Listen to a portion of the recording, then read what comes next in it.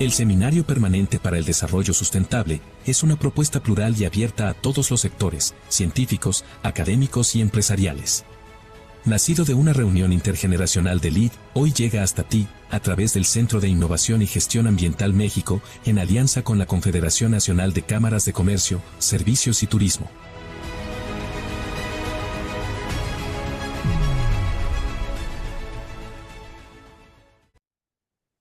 Gracias.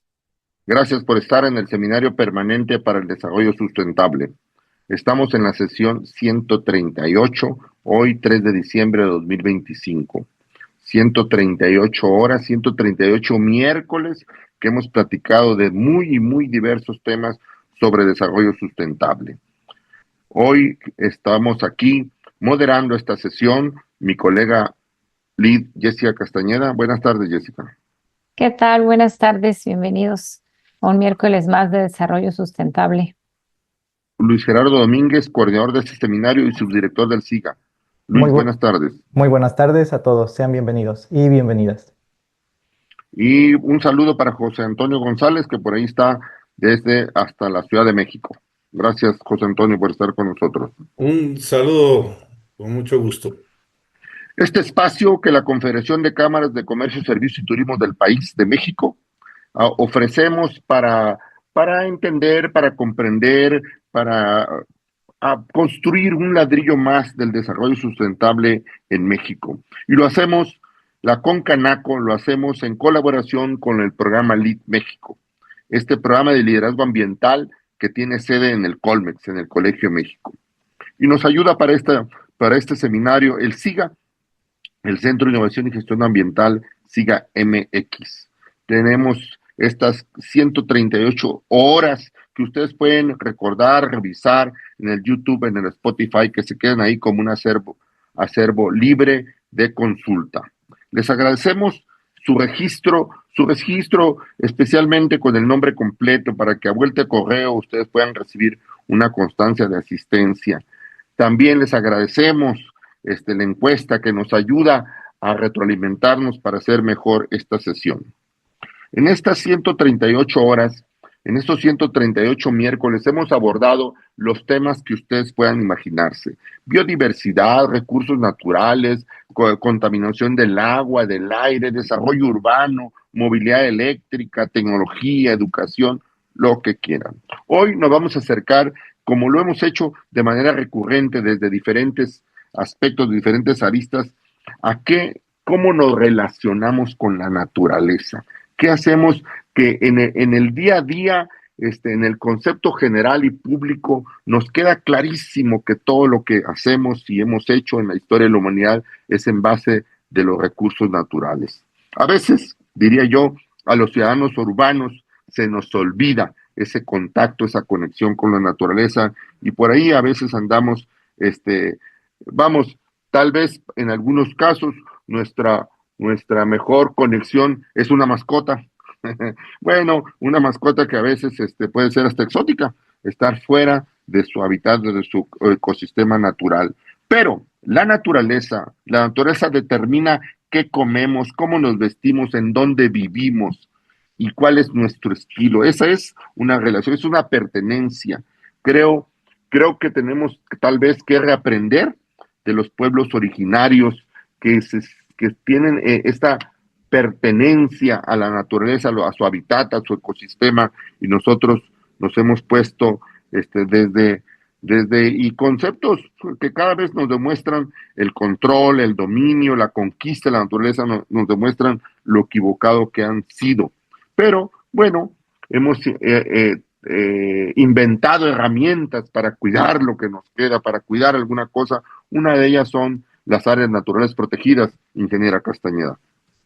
Así es, y el día de hoy vamos a abordar un tema estratégico que es el corredor biocultural de la Gran Selva Maya. La Selva Maya, que se extiende por Belice, por el norte de Guatemala, el sureste de México, tiene más de 20 ecosistemas distribuidos entre toda la selva, y tiene población, no sé, aproximadamente un poco menos de unas 600,000 personas con diversidad étnica, cultural, y ubicada alrededor de estas áreas naturales protegidas. Y la combinación entre el corredor biocultural y la conservación comunitaria y estas que les llaman ahora OMEX, ¿no? OMEC, perdón, otras medidas efectivas para la conservación basadas en el área, pues hoy es una estrategia de gran relevancia que vamos a revisar el día de hoy. Sí, gracias, ingeniero, ingeniera. Y bueno, desde la perspectiva local, vale la pena recordar que sobre la red de áreas protegidas de México, incluyendo, pues, como bien lo mencionaba la ingeniera, la Gran Selva Maya, pues tienen implicaciones directas para estados como Baja California, que también alberga ecosistemas estratégicos. En nuestra región, la conservación de espacios como el Parque Nacional de la Sierra de San Pedro Mártir o el Parque Nacional Constitución de 1857 y las áreas costeras del Golfo de California pues demuestran cómo la protección del territorio contribuye a la regulación climática y a la conectividad ecológica a nivel nacional. A grandes rasgos, en México existen más de 200 áreas naturales protegidas, un poco más de 98 millones de hectáreas, cuya gestión está a cargo de la Comisión Nacional de Áreas Naturales Protegidas, la CONAN, y las OMEC, las cuales están ampliando este margen, permitiendo reconocer esfuerzos comunitarios, ejidales, privados y municipales para proteger a la biodiversidad, ingeniero. Tengo que hacer un agradecimiento y una aclaración pertinente en este momento. Pero Álvarez y Casa, el comisionado nacional, está en una reunión y no ha salido de ella. Y entonces nos está rescatando esta sesión José Antonio González, por eso estamos muy agradecidos con él. Es pues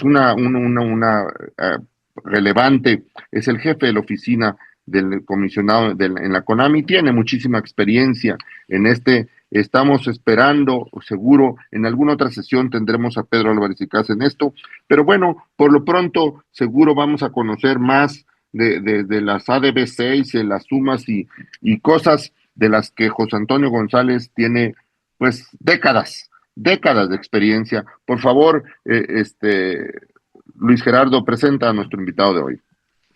Sí, el ingeniero José Antonio González es especialista con una destacada trayectoria en la gestión ambiental y la conservación del patrimonio natural en México.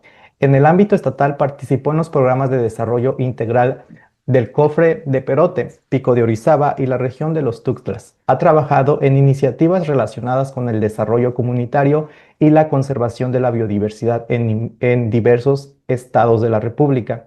En el ámbito internacional, coordinó el proyecto Manejo Integrado de Ecosistemas en la región de los Tuxtlas, desarrollado en colaboración con la ONU, el PNUD y el GEF.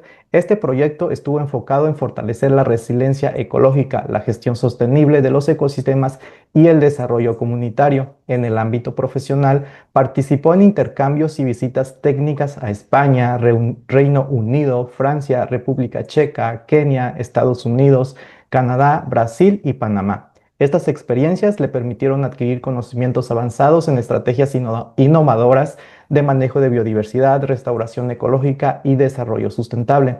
En el ámbito federal, se desempeñó como delegado federal de la Semarnat, director de áreas protegidas, director regional del Golfo de México y director general de operaciones regionales en la Comisión Nacional de Áreas Naturales Protegidas. Su labor se distingue por un enfoque estratégico, innovador y colaborativo, orientado a promover el equilibrio entre el desarrollo comunitario sustentable y la protección de la naturaleza. En otra ocasión seguro le daremos un espacio, desde luego, a Pedro Álvarez y Casa. Por lo pronto estamos realmente muy agradecidos con José Antonio González que nos rescate esta sesión en este seminario. Por favor, José Antonio, el micrófono es tuyo, adelante. Pues bueno, antes que nada, un gusto y realmente deslumbrante este esfuerzo que han hecho. Tantos miércoles, tanta energía, tanto trabajo y realmente mantener un público cautivo quiere decir que este espacio de comunicación es un éxito, ¿no? No lo puedo catalogar de otra manera. Y bueno, mi esfuerzo enorme para que pueda el día de hoy transmitirles un poco de lo que estamos viviendo a nivel planetario, a nivel nacional, y después sí podemos enfocarnos hacia un espacio particular que es la Gran Selva Maya.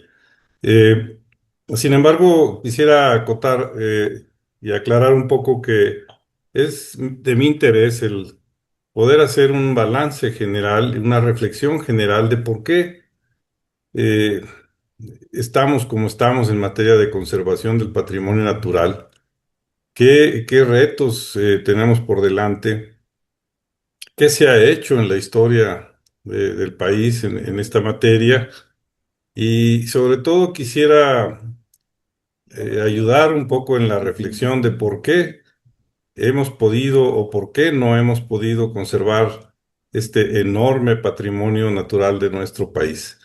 Así es de que, si son tan amables, si me pudieran ayudar con el inicio de la presentación, vamos a dar para adelante, por favor. Bien, pues no quiero que lean nada de este texto, simplemente quiero que sepan que la palabra conservación como tal se menciona 36 veces en la Ley General del Equilibrio Ecológico, sin embargo, no se describe. Y eso es importante porque qué curioso, ¿no? Que sea una palabra tan usada y a su vez no tengamos una descripción precisa en la Ley General del Equilibrio Ecológico. La que sigue, por favor. Y no así, digamos, en el Convenio de Diversidad Biológica que pues es este convenio internacional firmado entre los países, sí se define qué es la conservación ex situ y la conservación in situ.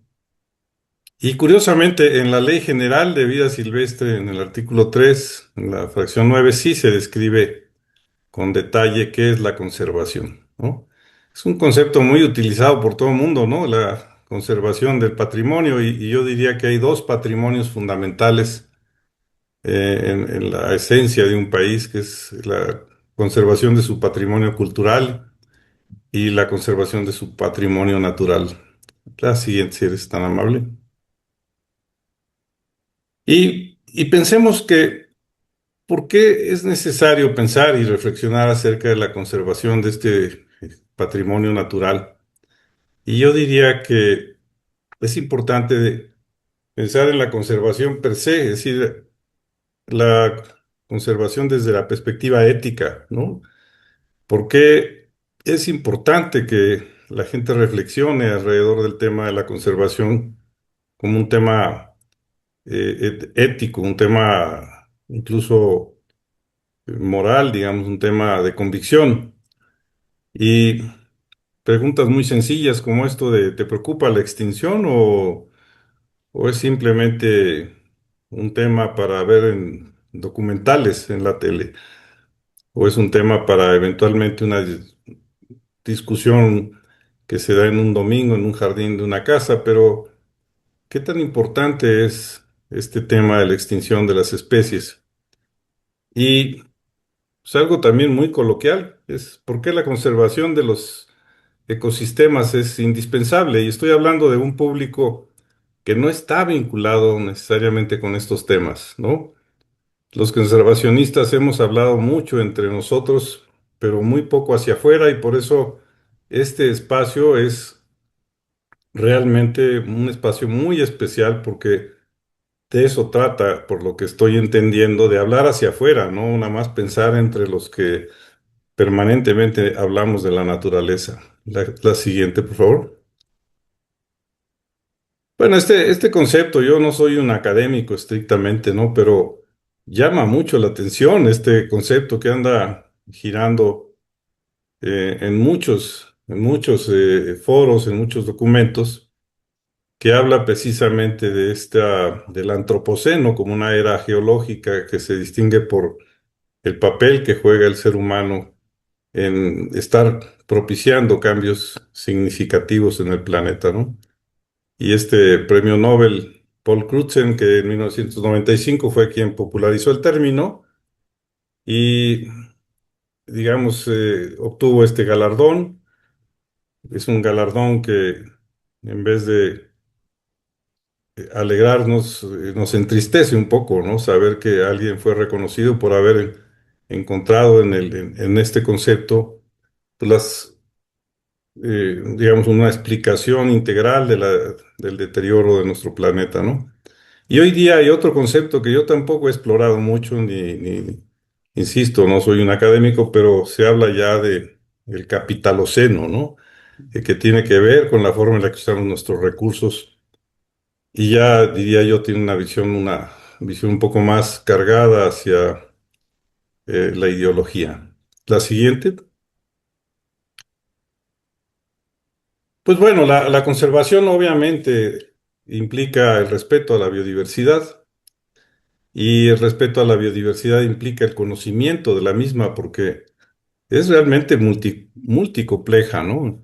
No es algo que se pueda entender de manera sencilla y el conocimiento de la biodiversidad implica el conocimiento desde los ladrillos de la biodiversidad, que son los genes, del conocimiento de las especies y del conocimiento de los ecosistemas y del conocimiento de la interacción entre ecosistemas, ¿no?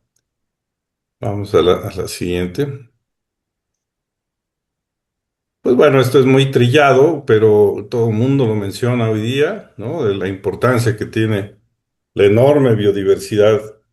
Y yo en mi trabajo cotidiano decía, bueno, ¿cómo me explico rápido esta enorme biodiversidad que tiene este país? Y encontré esta fórmula de poner mis dedos así. Y dije, ah, bueno, pues esta es la conjunción, ¿no? Así como ven mis dedos en mi imagen, es la conjunción de toda la, digamos, vida que había o que hay desde el Amazonas y cómo la vida que nace, digamos, desde el norte del continente se juntan en este país. Pero este país tiene además la particularidad de tener dos eh, fronteras con dos grandes océanos y tiene además la particularidad de ser como una especie de papel arrugado, digamos, ¿no? Es un gran papel arrugado. Y entonces, entre la influencia neártica y la influencia neotropical, se conjunta en este punto, pero no es un terreno plano, sino es un terreno lleno de montañas, y esas montañas generan nichos de climas y además geológicamente, bueno, ni se diga, ¿no? Sierra Madre Oriental, Sierra Madre Occidental y este eje neovolcánico central, etcétera, ¿no?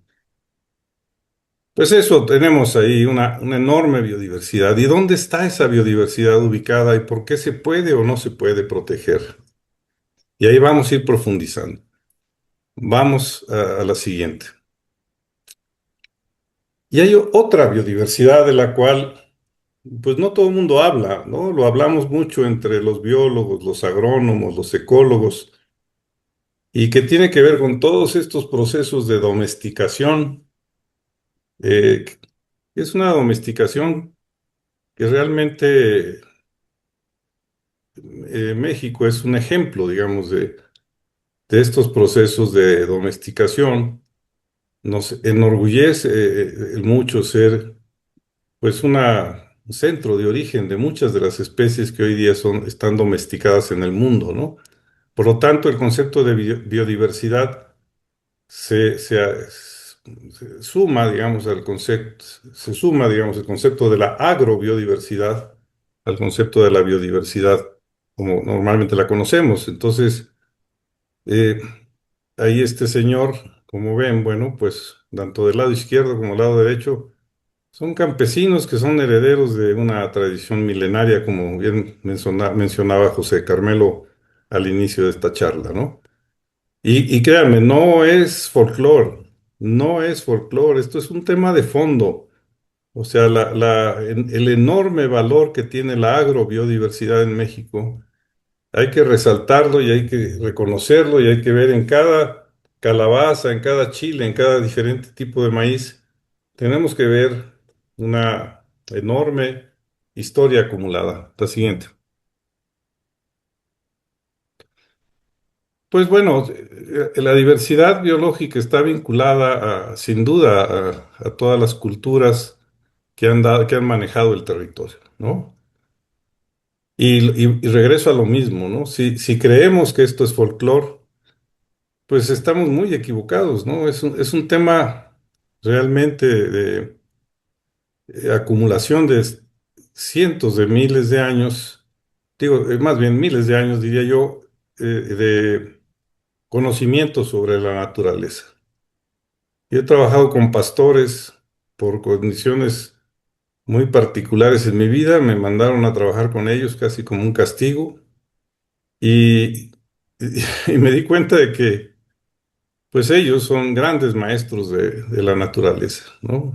En fin, no abundo en esos comentarios, pero es increíble la cantidad de conocimiento que tienen las gentes que viven en el día a día y los pastores son mucho más cercanos al día a día en la naturaleza que incluso que algunos agricultores. Voy a cerrar la puerta, permítanme.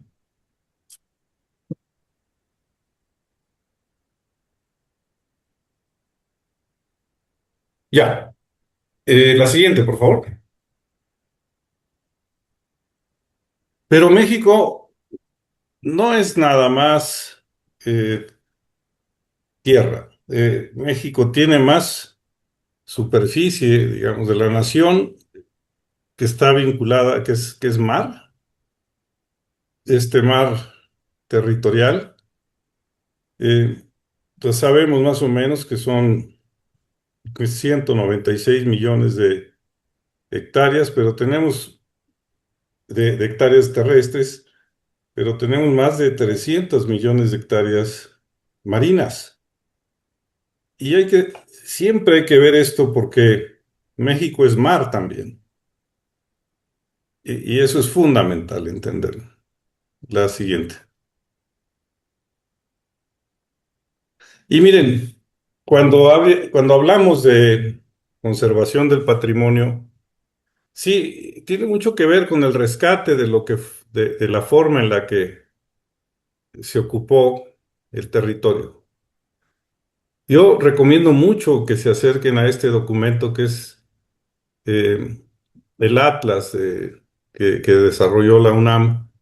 Es un atlas histórico de la ocupación del territorio. Lo recomiendo muchísimo porque mucha gente piensa en el origen de nuestros bosques y nuestras selvas como algo prístino y en realidad es como un gran jardín manejado por miles de gentes a lo largo de la ocupación del territorio.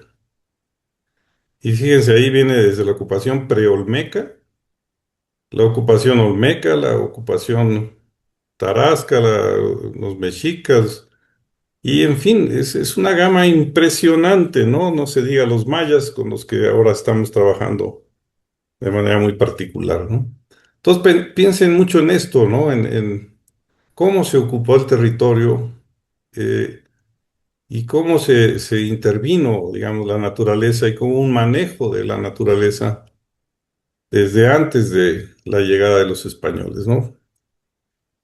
La siguiente. Y bueno, ya cuando llegan los españoles, vean nada más entre 1810 y 1990, vean la cantidad de modificaciones que ha habido en las divisiones territoriales de nuestro país. Y cada vez que se divide el uso del territorio, viene un mandato diferente sobre la forma del uso de nuestros recursos, ¿no? En la medida en que profundizamos en eso, vamos entendiendo cómo se ha usado el territorio a lo largo de la historia de nuestro país. La siguiente. Pero hay algo fundamental, porque hay mucha gente que no se explica por qué se destruye el patrimonio natural de nuestro país y, y tiene mucho que ver con la historia. Y yo no soy un historiador ni tampoco, como digo, un académico, pero lo he vivido en carne propia, ¿no? En México, la justicia social en buena medida se midió o se tomó el cauce, digamos, del reparto de la tierra, ¿no?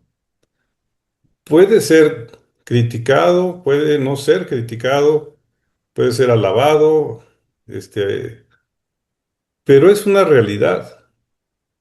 Una vez tuve cerca de mí un grupo de inversionistas que venían de Japón y me mandaron curiosamente a hablar con ellos y me decían ellos dos, estos japoneses, que ellos venían a invertir en plantaciones forestales, sí, siempre y cuando el gobierno quitara dos candados. Uno, un partido político de cuyo nombre no quiero acordarme, y dos, una elegido. Dice, quiten elegido y yo hago inversión. Y digo, bueno, yo ya llevaré su mensaje a los más altos esferas para poder darle una respuesta en el momento que sea posible, ¿no? No le quise decir que me anticipaba que no había respuesta para sus preguntas, pero en fin. Entonces subyace en la cultura nacional el tema de la distribución del territorio como una exigencia o camino para lograr la justicia social, ¿no? Y ahí hay un debate muy fuerte, ¿no? Un debate muy fuerte. Hay quienes añoran la hacienda y hay quienes añoran las encomiendas, hay quienes añoran a las comunidades indígenas. Pero lo cierto es que está dividido el territorio ya. Vamos a la siguiente, por favor. Y ahí está la biodiversidad. Entonces, recapitulo, entender la historia de la ocupación del territorio mexicano y la historia agraria es fundamental para impulsar la conservación de la biodiversidad. Queremos atender el tema de la conservación de la biodiversidad, tenemos que entender la historia de la ocupación del territorio. La siguiente.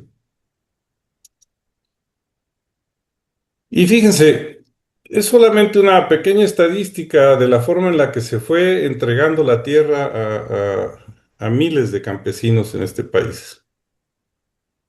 Y curiosamente yo me encontré que estos fueron los presidentes que distribuyeron la propiedad, ¿no?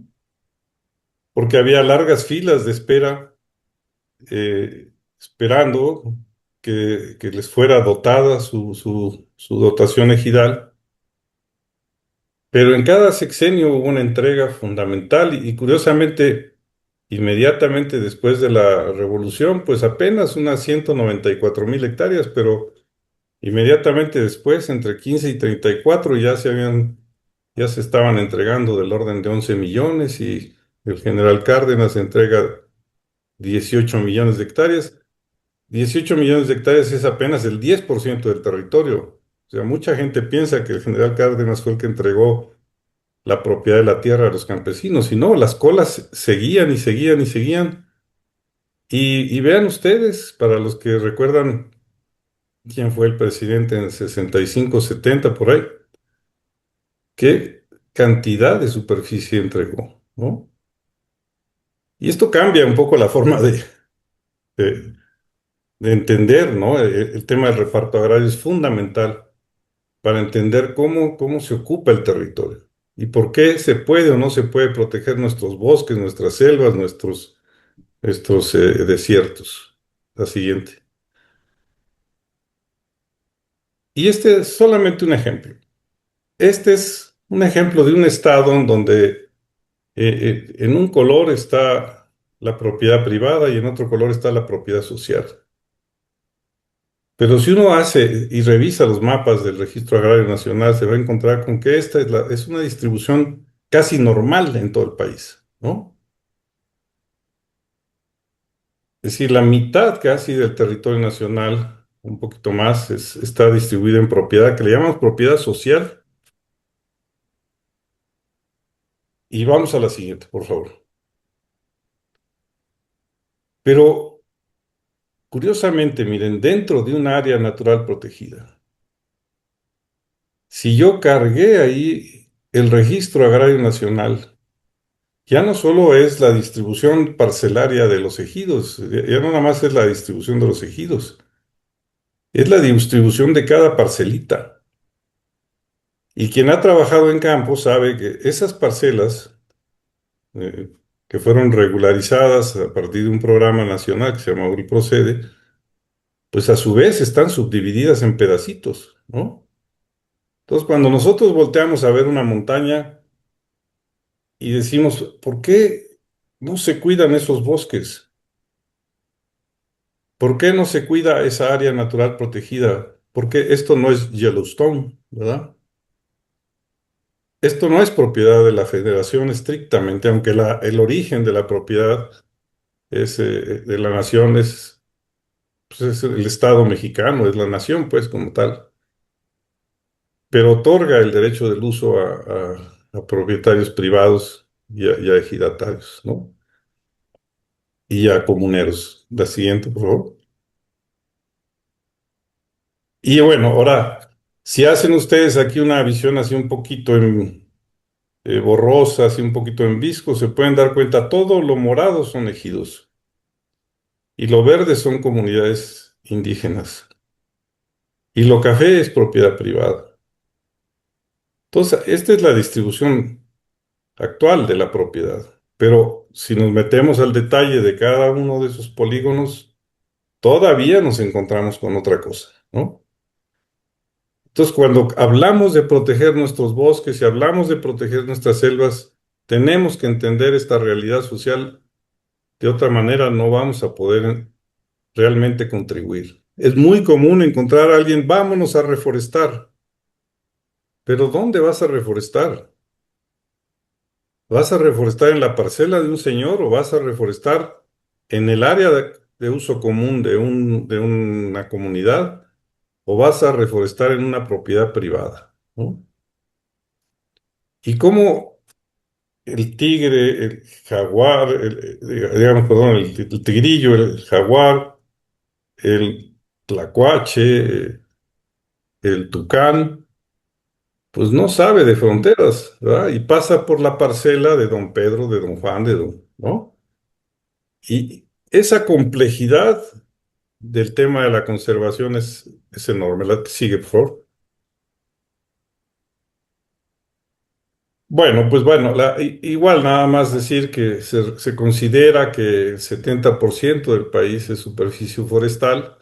Sí, pero eh, no todo es bosques de pinos y encinos.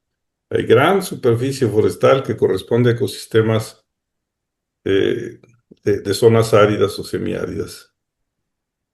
Eso también es muy importante entenderlo porque mucha gente dice, no, es que es un enorme potencial silvícola el que tenemos. Bueno, sí, pero no es fácil sacar madera a bajo costo de las grandes serranías de nuestro país, ¿no? Vamos a la siguiente, por favor. Y luego vamos a entrar a más detalle fino, a la parcelita. ¿Y qué pasa con esos pequeños pedacitos de tierra? No sé si el concepto sea común para todos, pero es el concepto del minifundio. Bueno, pues es ese pedacito de tierra que en principio a lo mejor fue una dotación muy grande y después se fue dividiendo entre los miembros de la familia y va haciéndose cada vez más pequeño. Y hay dos versiones encontradas a favor y en contra del minifundio. El minifundio en Europa, por ejemplo, puede ser bien manejado. El minifundio en México tiene pues serios retos, ¿no? La que sigue, por favor. Y todo esto tiene que ver con la biodiversidad, porque miren, esta es la parcela de un campesino, puede llamarse don Juan, don Pedro, don Filemón. Y allá en la ladera esa donde queremos hacer el gran programa de reforestación y de restauración están 50 parcelas y cada una de esas parcelas tiene un dueño. Y ahí es fundamental entender esto, ¿no? ¿Queremos hacer restauración ecológica? Sí, está bien, pero tenemos que entender esta realidad, ¿no? Por aburrido que parezca, si no hacemos diagnóstico social, es como querer curar un cáncer eh, utilizando té de tila, ¿no? Vamos a la siguiente, por favor. Esto, miren, un poco de datos nada más. La mitad de los ejidatarios del país tienen una superficie menor a 5 hectáreas. Entonces, es otro dato que nos hace ver lo pulverizado, perdón, que está el territorio nacional. La siguiente, por favor. Sin duda nos ayuda mucho esto de las áreas de uso común, ¿no? Sabrán ustedes, y muchos de ustedes son especialistas en estos temas, que un ejido tiene áreas parceladas y áreas de uso común. Esas áreas de uso común son las que salvan un poco el tema de la protección de bosques y selvas en el país. Y sí, el minifundio puede ser usado como está hacia la izquierda o en el centro, o puede ser utilizado como está hacia la derecha, ¿no? Sí, se le puede sacar jugo al minifundio, sí, pero requiere un esfuerzo de capacitación, sensibilización, inversión muy, muy poderosa para que el minifundio, pues como en Holanda y en muchos otros países, sea utilizado con eficiencia, ¿no? La que sigue, por favor. Bueno, regresemos otra vez. ¿Por qué es importante conservar este, y, y qué necesitamos para conservar? Se requiere conocimiento de la realidad social, de la realidad económica y ambiental del área de interés. Si no hacemos un diagnóstico de la realidad social, económica y ambiental de una área de interés en donde queremos restaurar o que queremos conservar, no vamos a poder conservar. Entonces, la conservación requiere de diagnósticos, de estrategias, de apoyo político y de recursos económicos, sin duda. La conservación se debe considerar como un esquema de justicia social, porque si no lo entendemos de esa manera, pues no entendemos quiénes son los dueños de la tierra. Independientemente, regreso a si estamos de acuerdo o no en que se haya repartido la tierra. La que sigue. La conservación es puntal de la economía, ¿no? Sin conservación no hay desarrollo. Sin conservación no hay alimentos. Sin ecosistemas sanos no hay gente sana. La siguiente, por favor.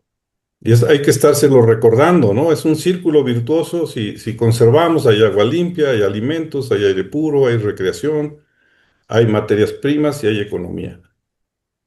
Pareciera que no, ¿verdad? Pareciera que la materia prima se puede obtener deteriorando el medio ambiente sin ningún problema. Y una vez que termines con un ecosistema, pasamos al siguiente y pasamos al siguiente. Pero bueno, eso se podría hacer hace 300 años, ¿verdad? Pero hoy día ya no hay posibilidades de destruir y de seguir haciendo lo mismo que venimos haciendo hasta ahora, ¿no? La que sigue, por favor. Que hay instrumentos, sí, hay muchos instrumentos que dispone, digamos, la ley y que disponen algunas acciones de gobierno, ¿no? Ahí están las áreas naturales protegidas, está el instrumento de los planes del ordenamiento ecológico, que poco a poco tienen que volver a agarrar, a tomar su fuerza, ¿no? Yo veo a los ordenamientos ecológicos como el plano de la casa, donde dice dónde va la cocina, dónde va el baño, dónde va la recámara, dónde va el área de lavado, porque no puede haber un baño dentro de la cocina, ¿verdad? Entonces, poner orden a través de los planos es fundamental. Pero también implica dar órdenes para que el territorio se maneje, siempre y cuando tomemos en cuenta la realidad social. El manejo de bosques, pues hay mucho que hacer todavía en manejo de bosques. El manejo de bosques ayuda a la conservación, sí, siempre y cuando se haga bien. El instrumento del manifiesto de impacto ambiental, que ustedes han de conocer perfectamente bien. El control de herbicidas y de maíces transgénicos, que me meto aquí en un tema polémico, pero no quiero entrar ahorita en este debate, simplemente decir que ahí hay un tema que hay que revisar. Sí hay programas de reforestación y de restauración de ecosistemas, pero no son suficientes. Vamos, todos estos son instrumentos útiles, pero hace falta más. La que sigue. Hay unidades de manejo de vida silvestre, o sea, gente que puede cazar, que puede utilizar la vida silvestre para obtener algún beneficio económico. Hay estrategias de conservación en los estados, ya hay estrategias de conservación de la biodiversidad, hay control de emisiones y de residuos, hay normas, leyes, hay sanciones, hay algunas actividades de agricultura y ganadería regenerativa, y hay una fuerte acción de la sociedad civil como esta, ¿no? También esta está ayudando eh, a hacer este tema un poco más interesante. Espero no estar aburriendo. Y si vamos bien, vamos bien, adelante, José Antonio. qué Muy bueno, bien. qué bueno. Pero todo esto es suficiente o no. Vamos a la siguiente. Voy a hacer un breve paréntesis de lo primero que pude poner ahí arriba, ¿no? Que eran las áreas protegidas. Empezamos decretando, es un proceso histórico de cuántas superficie de áreas protegidas hemos ido declarando, ¿no? Pero ni con todo son las áreas protegidas en millones de hectáreas que se han declarado por sexenio. 1.4 en la época del general Cárdenas. Interesante porque el general Cárdenas declaró muchos parques nacionales que hoy día ya no están en boga porque era la forma más estricta de proteger el territorio. Y si ustedes se ponen sus lentes como yo, se pueden dar cuenta que ahí hubo 33 parques nacionales declarados por el general Cárdenas. Y así nos vamos año con año. Llama la atención el periodo de 84, 90 de 88, 94 con 7 millones de hectáreas, que es una subida fuertísima que hubo ahí, y después del 95 al 99 se mantiene un ritmo de 2 millones de hectáreas declaradas por hectárea. Y luego viene digamos, una cifra estratosférica ahí de 65 millones de hectáreas en ese periodo y total, en fin, hoy día tenemos 100 millones de hectáreas, pero incluye superficie marina. Entonces, no tenemos lo suficiente todavía, porque como les decía al principio, tenemos una gran superficie marina en el país. La siguiente, por favor. Bueno, ¿qué hace este organismo donde trabajo yo? Pues atiende estas 232 áreas naturales protegidas federales. Y para ello dividió el territorio en 9. Y entonces tenemos un general de batalla en cada una de esas. Y desde ahí se atienden. Es un director regional que a su vez tiene pequeños grupos de personas que atienden estas áreas protegidas ya en lo específico. La inversión es importante, pero no suficiente, ¿no? Más o menos nos tocaba de a 10 pesos por hectárea antes de que nos autorizaran un aumento después de una larga batalla que se dio en el Congreso y una discusión muy amplia. Y la CONAMA este año tiene 1.500 millones de pesos. En cifras redondas son 15 pesos por hectárea por año, ¿no? No les dice mucho eso porque no necesariamente se distribuye así. Y además, obviamente, quien maneja cifras en campo sabe que con 15 pesos por hectárea no es suficiente, ¿no? La que sigue, por favor. Y bueno, con estas 232 hectáreas, más otro esquema, un nuevo esquema que está surgiendo. Estamos pasando de la conservación estricta de parques nacionales a un modelo diferente que se llamó reservas de biosfera, donde ya se consideró al ser humano como parte fundamental del lugar, donde ya se considera esta vida ejidal, esta vida comunitaria, esta vida de los rancheros y ganaderos privados que viven dentro de las áreas protegidas. Y se logra al final de este proceso, de este largo aprendizaje, eso que ven ahí que dice 609 ADBCs. Son áreas destinadas voluntariamente a la conservación. Apréndanse ese concepto, los que no se lo sepan, porque es un concepto innovador que marca la ley y que también es una forma de declarar un área natural protegida. Y bueno, con todo este paquete se avanza, digamos, en la protección de 15.000 especies nativas, de 2.000 endemismos, de 250 especies amenazadas, etcétera, etcétera, ¿no? Vamos a la siguiente, por favor.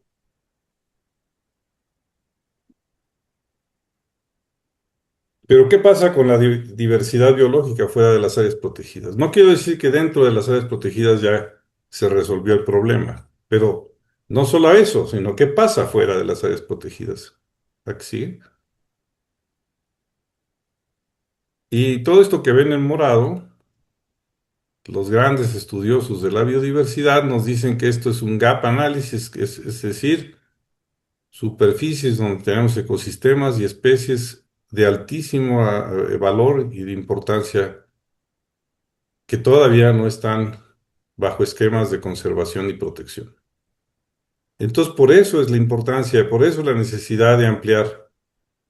Estamos hablando de que escasamente estaremos protegiendo, bueno, no me adelanto, nada más que sepan que hay estos gaps de protección y que hay que incrementar la superficie protegida y que hay que incrementar la inversión y hay que incrementar la colaboración entre iniciativa privada y sociedad civil y grupos sociales que habitan estos territorios, la que sigue.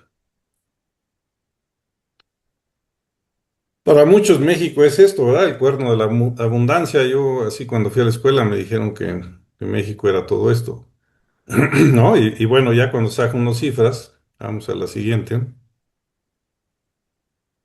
o cuando ve uno cómo se usa el territorio, vamos a ver cómo se relaciona el mercado y la conservación.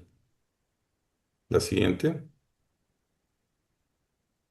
Y entonces vemos cualquier imagen de satélite de nuestro país y sabemos que por lo menos el 35% de nuestro país es árido o semiárido.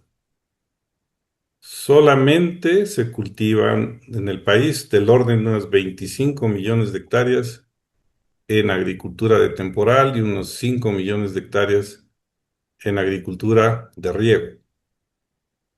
Pero recuerdo, son 196 millones de hectáreas, ¿no? Entonces, pues ese cuerno de la abundancia ya no es tan cuerno de la abundancia, ¿no? Porque tenemos que hacer ganadería en una gran porción del territorio, pero es una ganadería que no necesariamente genera grandes ingresos, ¿no? Ahí les doy el dato. Hay un libro que se llama Alimentar sin deforestar y habla de 100 millones de hectáreas de ganadería que tiene nuestro país. Desde ganadería intensiva, semi-intensiva, hasta ganadería extensiva, la que sigue, por favor. Y recordar que el ganado llegó de Estados Unidos, digo de Estados Unidos, ya quisiéramos, ¿no? No, o sea, fue un ganado que llegó de Europa, ¿no? Las vacas llegaron de allá. Y, y nosotros tenemos ganadería hasta en esos lugares. Miren, a ver si alcanzan a ver el detalle de la foto de abajo, pero ahí hay vacas pastoreando en el semidesierto queretano, ¿no? En condiciones extremas, ¿no? Entonces hay ganadería, obviamente, en zonas de alta rentabilidad, pero también hay ganadería en estos espacios, ¿no? Y esto tiene una implicación con la biodiversidad. ¿La que sí?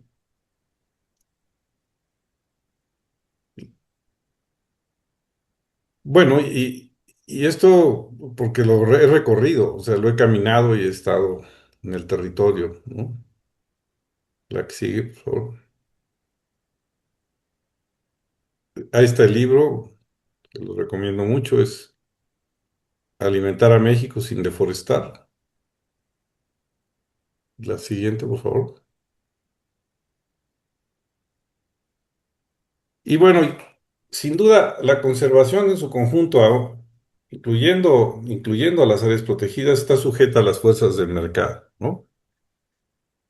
Si tú fueras dueño de una parcela ejidal o fueras dueño de un pequeño rancho, pues, ¿qué harías con ese terreno? ¿Lo dedicarías a la conservación?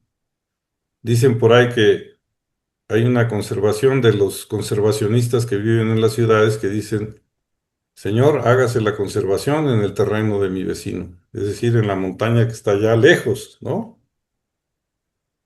¿Por qué? Pues porque yo ya, yo ya vivo en un lugar que se desmontó, y ahora quiero que se conserve la montaña de arriba y además, pues genero una crítica seria hacia quien destruye la naturaleza. Pero si tú fueras el dueño de ese terreno, ¿qué harías con él? ¿No? Vamos a la siguiente. ¿Lo utilizarías? ¿Lo venderías para una inmobiliaria? ¿Lo utilizarías para la agricultura? Fíjense, ¿se puede conservar un ecosistema bajo estos esquemas de producción? ¿Sobrevive la biodiversidad en una agricultura comercial de este tipo? Esto que ven ahí son cerca de 3.000 hectáreas en Almería, allá en España, de plástico, que utiliza una cantidad impresionante de pesticidas, ¿no? Pero si tú fueras un pájaro y vivieras ahí en esa zona, ¿podrías sobrevivir? La que sigue. Y no es una visión romántica, nada más es entender, por ejemplo, a la izquierda vemos lo que fue una selva y hoy día es un gran potrero, ¿no? Luego esta ganadería de semidesierto que les platico, y luego esta ganadería concentrada, ¿no? Que a su vez requiere de grandes cantidades de, de- de soya, de grandes cantidades de maíz, de grandes cantidades de granos, etcétera, que es la ganadería intensiva, ¿no? Entonces, la conservación de la biodiversidad está vinculada directamente con el mercado. La que sigue, por favor. ¿Se puede hacer conservación bajo estos esquemas de turismo? ¿Es posible que sobreviva la conservación ahí? ¿Es posible hacer minería acompañada de esquemas de mitigación y de compensación? La que sigue.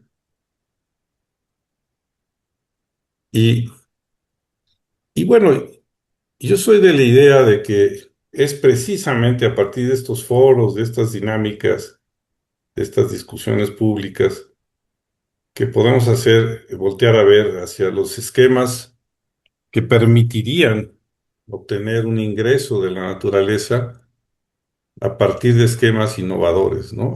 Parecen esquemas retrógrados, pero hay mucha ciencia también detrás de esto, ¿no?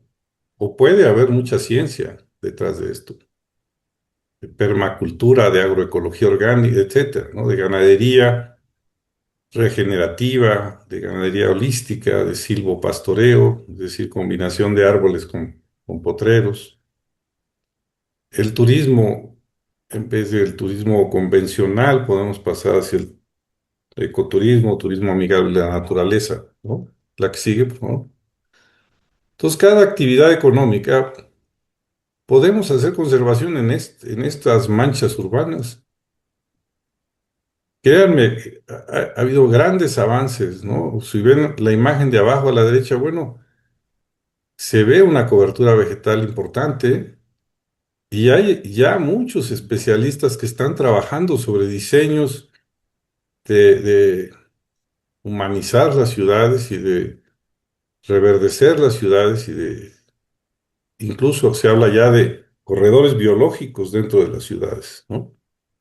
Pues que hay ruta y ruta. Lo que pasa es que seguimos las rutas convencionales, la que sigue, ¿no?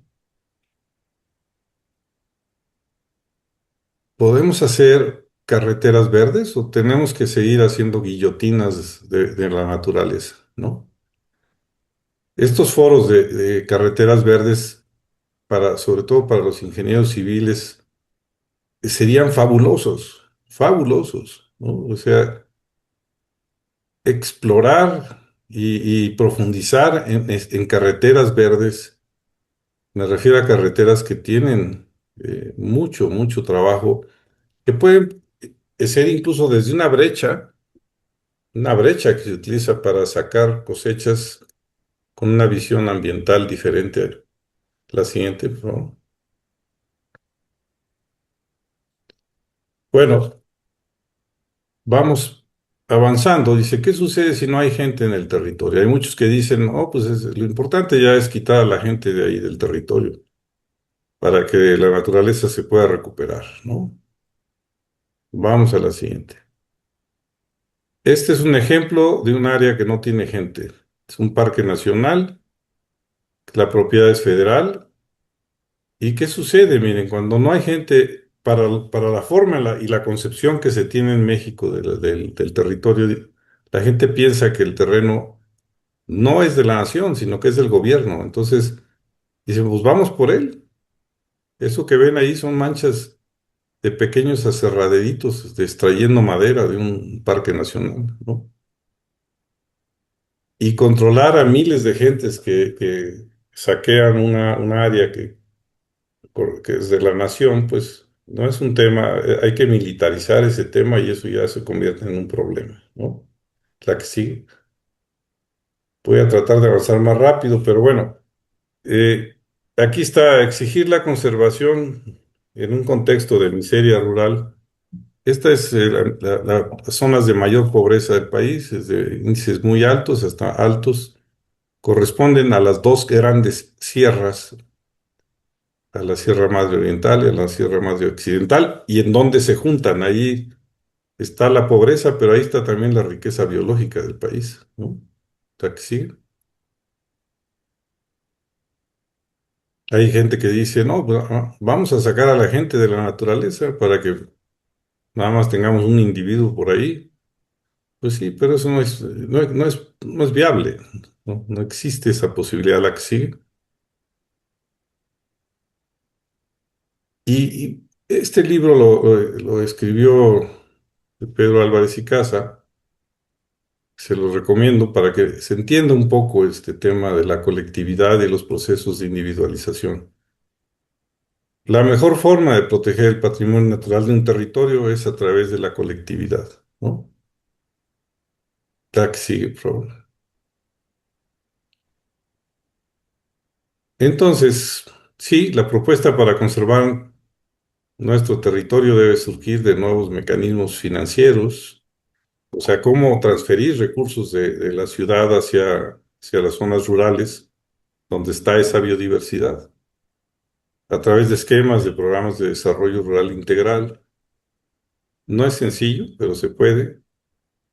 Esta solidaridad entre campo y ciudad es fundamental. Los que emiten, por ejemplo, un edificio que consume miles de litros de agua, en el agua hay un valor y no estamos pagando ese valor para... Nadie se atreve a cobrar más para incluir el valor de la protección de la naturaleza. Lo mismo pasa con las emisiones a la atmósfera. Querétaro ya tiene un esquema cobra 600 pesos la tonelada de CO2, puede ser discutible, pero parte de ese dinero ya está llegando a las comunidades rurales de Querétaro, ¿no? Se puede mejorar, se puede hacer sí, pero sin duda ya es un esquema de transferencia de valor de quienes usamos el territorio y quienes viven en los lugares en donde hay todavía naturaleza viva, la que sigue. Y la alianza con la gente, hay que sentarse a platicar con ellos. Y se puede, pero hay que hacer trabajo especial, así como hay doctores en entomología, digo, en cáncer, o pues hay doctores sociales, ¿no? No es fácil encontrarlos, pero sí los hay. Gente que sepa trabajar con la comunidad y generar esas alianzas, ¿no? La que sigue, por favor. La capacitación surte efectos, pero no es de ir y darles una conferencia, no. Es un trabajo comunitario de fondo, ¿no? De involucrarse con ellos y de generar un aprendizaje donde de allá para acá y de aquí para allá, ¿no? La que sigue, por favor. Esta es la miseria de la miseria. A la izquierda abajo hay un chico obrero que camina 4 horas para ir a ver a su familia los fines de semana y está extrayendo agua de una presa que ya solamente le queda ese pequeño charco de agua. No estamos a ese nivel de pobreza y es una pobreza, está casi oculta porque está muy lejos, está allá arriba en donde casi nadie llega y nadie la ve, ¿no? Pero ellos, este campesino que ven a la derecha, don Félix, pues ellos son los que viven ahí en contacto con esa enorme riqueza biológica del país, ¿no? Y si logramos una alianza con ellos, sin paternalismos baratos, sino con una estrategia social seria y pues podemos avanzar, ¿no? Hay muchos ejemplos de agrupaciones que ya están haciendo esto. La que sí. Y ya cuando uno le pregunta a la gente, ¿y a ti qué te preocupa? ¿No? Y pues en general a la gente lo que le preocupa son sus ingresos, le preocupa su seguridad. A los chavos les preocupa la recreación, ¿no? Pero el medio ambiente, bueno, está chiquito ahí, ¿no? Nos preocupa la salud, sí, pero el tema del medio ambiente sigue siendo una preocupación para unos cuantos. La siguiente, por favor. Y bueno, no hay una acción, digamos, que no requiera de de reverdecerse, ¿no? Se requiere considerar en los costos de producción, en los costos de la conservación.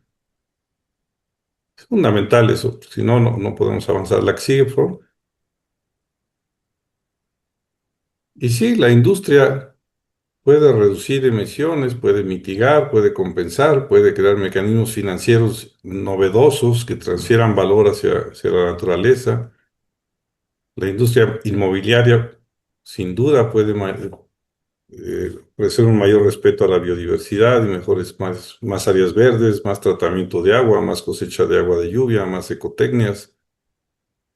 Las carreteras, pues ya lo dije, ¿no? La que sigue, por favor. O sea, ruta hay. Y para muchos que desconocen el valor de la naturaleza, ellos dicen, no, pero sí se puede vivir sin la biodiversidad, hombre, ¿no? Ahí están los ejemplos, yo ya lo vi en las series de televisión, ahí me subo a mi nave y desde ahí, con un poco de polvo mágico y de proteína en polvo, yo puedo vivir ahí arriba y puedo poner mi invernadero cósmico y bueno, está bien, adelante, ¿verdad? Pero creo que no hay nada de esto que sustituya a un árbol. La que sigue. Y tiene que ser algo también divertido, ¿no? No tiene que ser un dogma. Aquí los chavos cuentan mucho, ¿no? Los jóvenes. Pero insisto en solidarizarnos con los dueños de la tierra, ¿no? Y reconocer que la biodiversidad está hasta en los lugares más inhóspitos del planeta, ¿no? La que sigue, por favor. También hay que ser humildes y decir, bueno, todos tenemos disfuncionalidades que podríamos revisar y corregir para promover un desarrollo más armónico, ¿no? Esta ecología interna, ¿no? Que también es necesaria, no solamente ecología hacia afuera, ¿no? Yo aquí recibo mensajes de mis hijos diciendo, papá, tu ecología interna no está del todo bien, ¿no? Cuídate, trabaja menos, etcétera, ¿no? Pero bueno, es algo que hay que estar revisando permanentemente, ¿no? La que sigue, por favor. Eh, Insisto en el tema de los jóvenes, ¿no? Me encanta que el coordinador de este espacio de comunicación sea una persona joven, porque le- le- ahí está una gran sabiduría, ¿no? Y un gran mensaje con ellos, y que pueden convertir este tema en algo técnico, pero divertido, y no nada más ir a reforestar y hacer recolección de basura el fin de semana, ¿no? Es un tema profundo, ¿no? Y hay muchas redes sociales que ya están actuando actualmente en esto. La que sigue, por favor. Se trata obviamente de la restauración de muchos ecosistemas, pero también hay que restaurar mentes, ¿no? La restauración de las mentes es fundamental para avanzar. Y es un camino largo porque implica una reconstrucción social, pero es un camino serio y profundo, ¿no? Y eso evitaría campañas, pues diría yo, simplistas, ¿no? De atención al tema ambiental. Me decía un señor que trabajaba en un municipio, ingeniero, es que usted no ha entendido, dice, aquí en este ayuntamiento está gobernación, educación, está seguridad, está infraestructura, obra pública, está parques y jardines, está medio ambiente y asuntos sin importancia. En ese orden viene la distribución del gasto, ¿no? Entonces, ¿qué es lo que tenemos que hacer? Que el medio ambiente esté transversalizado y que quien va a hacer una escuela construya con captación de agua de lluvia, que construya con biodigestores, que construya con un jardín botánico, quien hace una carretera, que construya los pasos de fauna, quien va a hacer un edificio, eh, que considere la carga de la extracción de agua de un ecosistema para poder compensar esa huella ecológica que deja, ¿no? La que sigue. Como ven, pues nosotros estamos ya cerrando, pero esto tiene que ver con la conservación humanista, ¿no? Que para mí es poner a la gente en el centro, la participación social, como lo vimos. No se vale exigirle a la gente que proteja la naturaleza si no entendemos cuál es su realidad, ¿no? Por eso la justicia ambiental tiene que ver con eso, ¿no? Está padre decirle a los lacandones que protejan la selva lacandona, pero si no entendemos cuál es su realidad, pues también no estamos actuando en el ámbito de la justicia. La que sigue. La conservación, pues, tiene que ver con pueblos indígenas, tiene que ver con igualdad de género, tiene que ver con jóvenes, como ya lo dije, ¿no? Perdón que no me detuve en el tema de igualdad de género, pero sin eso, el equilibrio en términos de gobernanza, en términos de participación social, en términos pues estaremos rezagándonos en el equilibrio y en el balance de la protección de la naturaleza, ¿no? La que sigue. Eh, y bueno, sí, hay una meta, ¿no? Tenemos, arriba aparece una meta de 93 millones de hectáreas actuales bajo protección. Queremos llegar a 153 millones, o sea, casi 50 millones de hectáreas más, pero bajo un esquema de que ahora le llamamos las OMEX, que es otras medidas efectivas de conservación que no sean estrictamente áreas naturales protegidas. Y no me detengo a hablar de eso porque el doctor Pedro Álvarez y Casa hablará con más profundidad sobre este tema, pero queremos llegar al 30% del territorio terrestre y al 30% del territorio marino bajo algún esquema de protección y conservación. No está sencillo, pero véanlo desde la óptica de país y decir, si un país no tiene la capacidad para tener esquemas de conservación en al menos el 30% de su territorio, pues está condenado a no tener agua, ¿no? Está condenado a no tener estabilidad social, etcétera, ¿no? La que sigue, por favor. Bueno, un poco imágenes sobre lo que es la protección. La que sigue, por favor. Insisto en esto de la agrobiodiversidad. Y pues yo soy un verdadero creyente de que los pueblos originarios tienen guardado dentro de su gran acervo cultural, cada vez más vituperiado, cada vez más olvidado, tal vez incluso hasta modificado en algunos casos, pero hay gente que sabe obtener de esta sabiduría. ¿Cuál es la sabiduría y el aprendizaje que tenemos que tomar para el resto de la sociedad? La que sigue.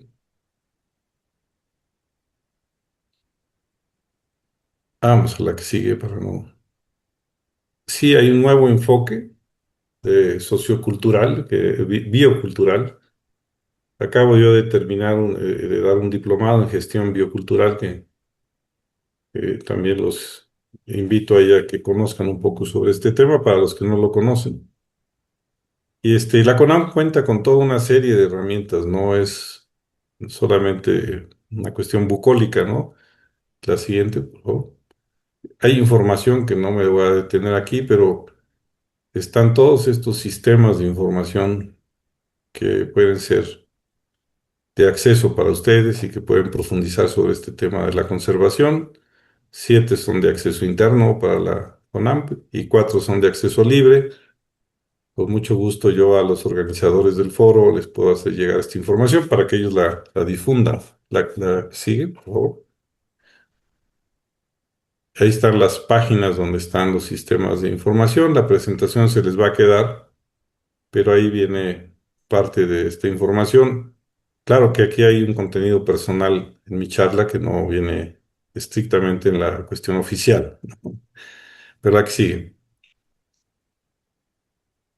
Y solamente para recordar, ¿no? Cualquier estrategia de conservación de territorio debe pasar a través de un análisis político, social, económico y ambiental, obviamente, ¿no? Este, y la conservación sin acción es pura conversación. Eso también. La que sigue, por favor. Y pues muchas gracias. Con esto cierro mi charla. Espero no haberlos aburrido. Son las 9:13 de la noche y José Luis, perdón, José Antonio, sí. José Antonio González, íbamos muy en paz hasta que nos dejaste en la pura conversación con esa frase última. Y además, ¿sabes qué?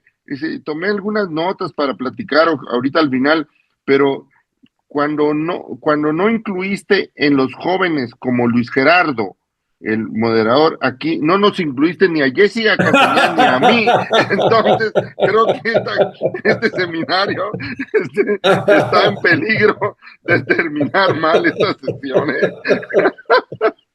Pero bueno, al público le decimos que esto apenas fue la introducción para alguna sesión que tengamos con Pedro Álvarez Casa en el futuro. Pero no me quiero ir a pesar de que se nos fue el tiempo muy rápido, sin que tengamos alguna intervención del público, por favor, por lo menos 2 bloques, por favor, a que tengamos algo del público. Sí, tenemos un comentario de Jesús Rodríguez. Dice qué interesante tema. Hoy hoy la preocupación de México con tantos cambios ambientales, ecológicos, sociales y políticos que están poniendo en riesgo esta área de gran diversidad. Es un comentario, una pregunta de Oliver Gutiérrez Lozano, que nos acompaña en Ciudad de México. Dice, muy buenas noches, gracias por la gran presentación y sensibilización sobre el tema.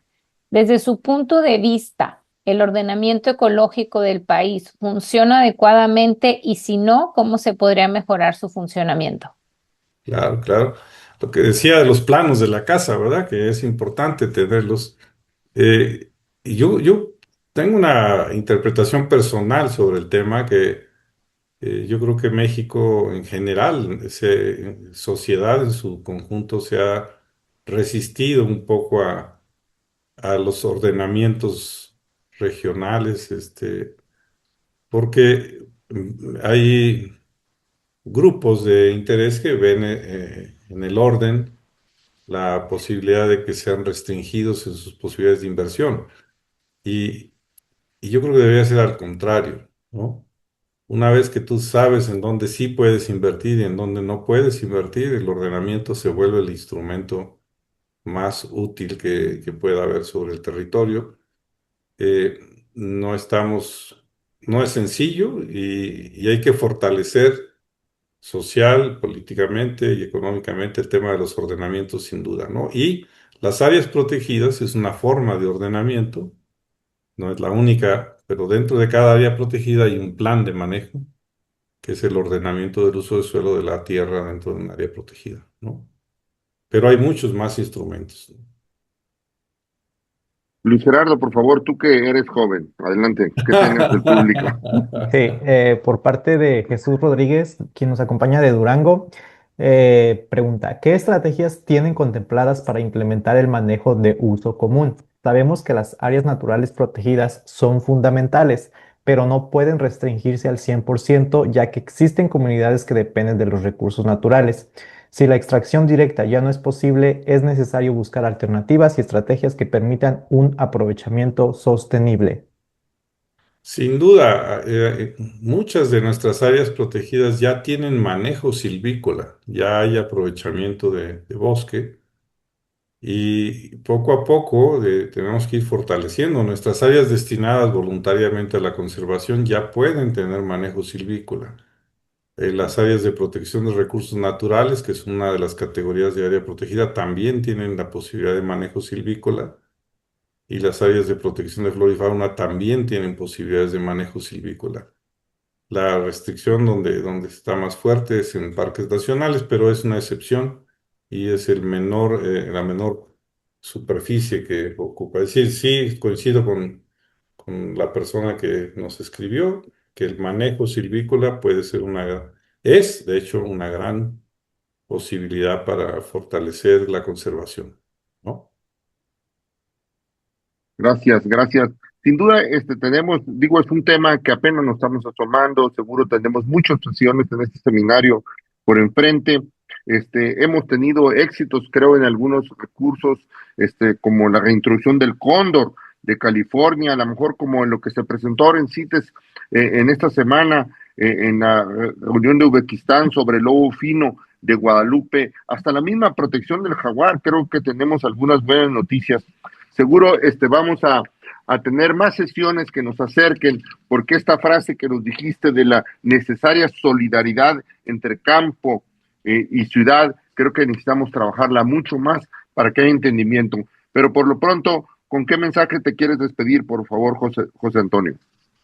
Pues fundamentalmente decirles que para proteger un territorio necesitamos hacer diagnósticos integrales, ¿no? Diagnósticos sociales, económicos y ambientales. No nos conformemos con el diagnóstico ambiental y decir está desapareciendo tal o cual especie, sin entender cuál es la realidad de los dueños de la tierra y no querramos conservar si los dueños de la tierra no están generando un ingreso, ¿verdad? Eso tiene que haber un equilibrio, es la sustentabilidad y se puede hacer diagnósticos regionales para obtener beneficios globales. Ese sería mi mensaje y de veras muy agradecido con este público que soportó aquí una charla tan larga y espero que haya Gracias. sido de utilidad.